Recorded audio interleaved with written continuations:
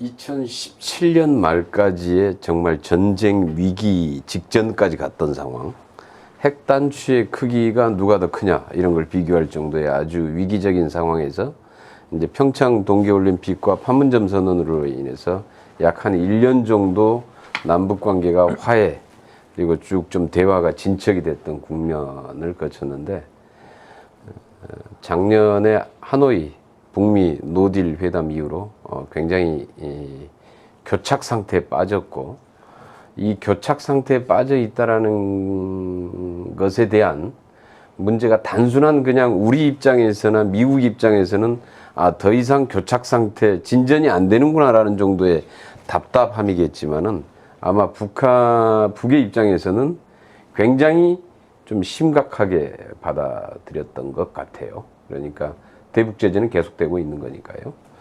이제 일단 그런 좀 기저에 깔려 있는 사안들이 대북 전단이라고 하는 걸 계기로 해서 이게 이제 폭발한 것으로 보이는데, 사실 뭐 워낙 좀 이렇게 이 북측에서 그동안에 이제 이렇게 뭐 대남 무슨 방송을 할 때도 그렇고 워낙 거친 표현에 그냥 세게 좀 쓰지 않습니까?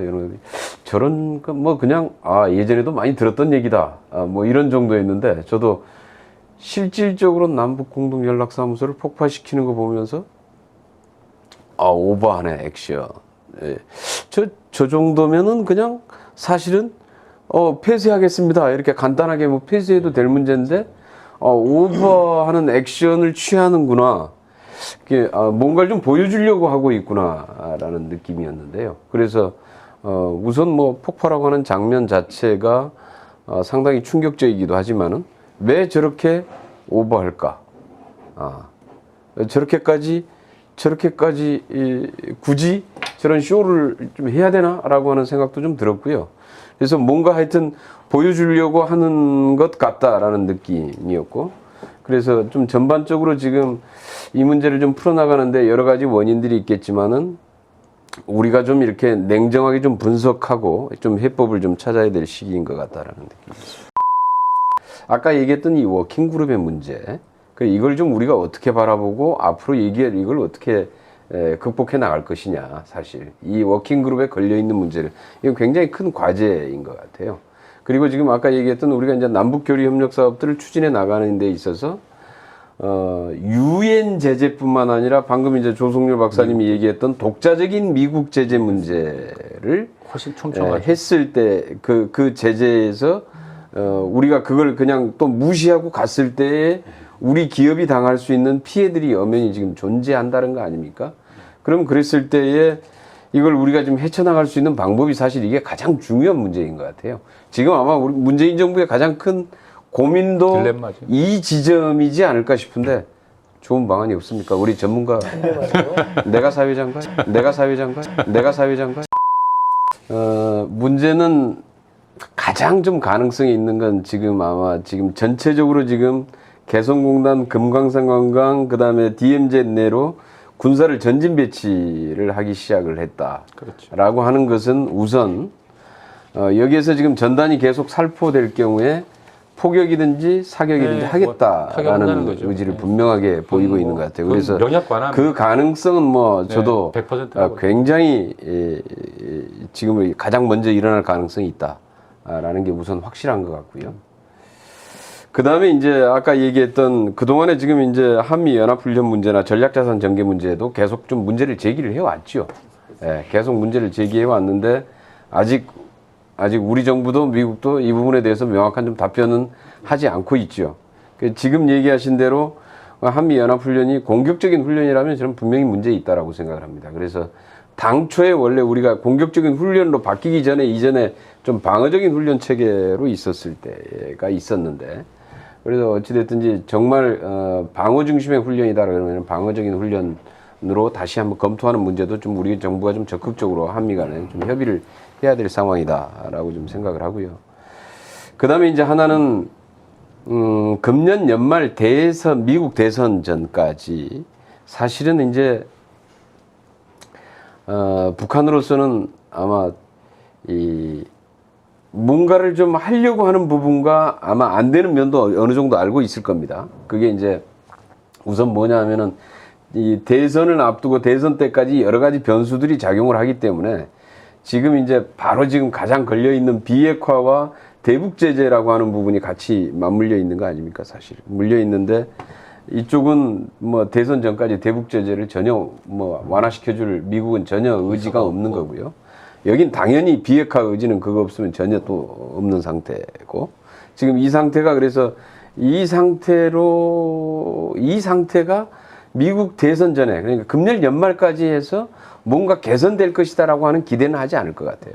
그건 미국도 그렇고 아마 북한도 그럴 것 같습니다. 그러면 이제 현실적으로 가능한 게 뭘까라는 건데요. 트럼프 대통령의 입장에서 지금 대선 전까지 이번 그 임기 동안에 외교 성과가 전혀 없습니다.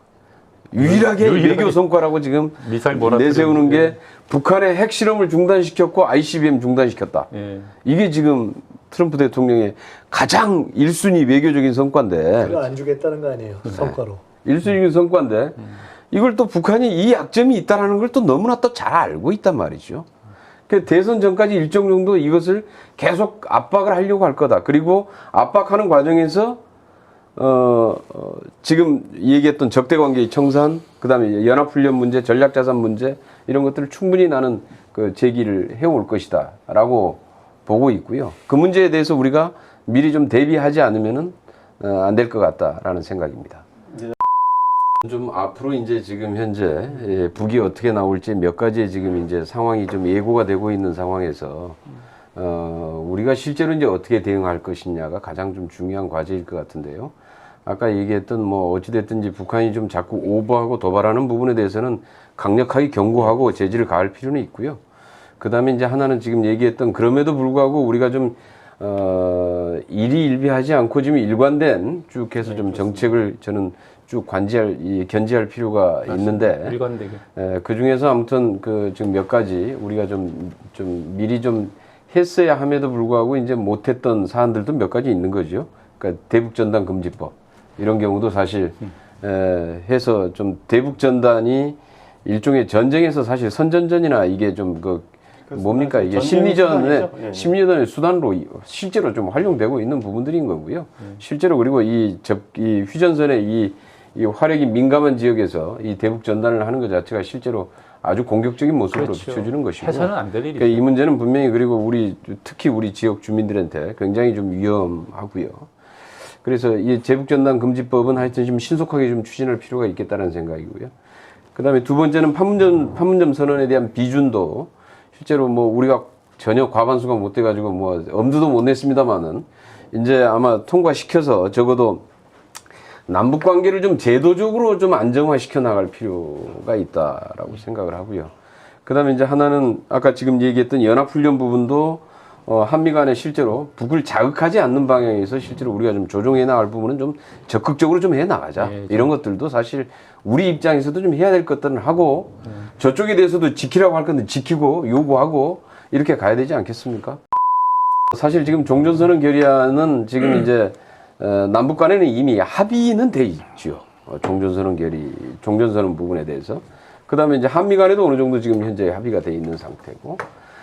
전체적으로 그 판문점 선언 이후에 또 중국은 완전히 지금 현재 그 판문점 선언, 종전선언 적극적으로 지지한다라고 하는 의사를 이미 다 이제 밝혔고 그러면은 실제로 전쟁의 당사국 남북미 중에서 겉으로는 다 합의가 돼 있습니다.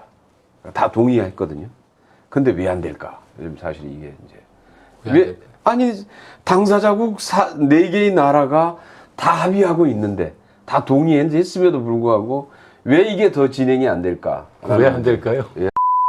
이제 문제는 지금 뭐 미국에서도 트럼프 대통령이 가서 합의하고 왔는데 종전선언에 왜 지금 실행을 하지 못하는지 미국의 네오콘들이 실제로 어떻게 발목을 잡고 있는지 다 알고 있습니다. 거기도. 근데 이제 미국 민주당 쪽 특히 이제 네오콘의 영향력이 좀 덜한 그래서 실질적으로 이제 대외적으로 평화와 인권 이런 것들을 좀 강조하는 쪽에서는 사실 이 종전선언을 추진할 의지가 있더라고요. 종전선언과 평화협정까지.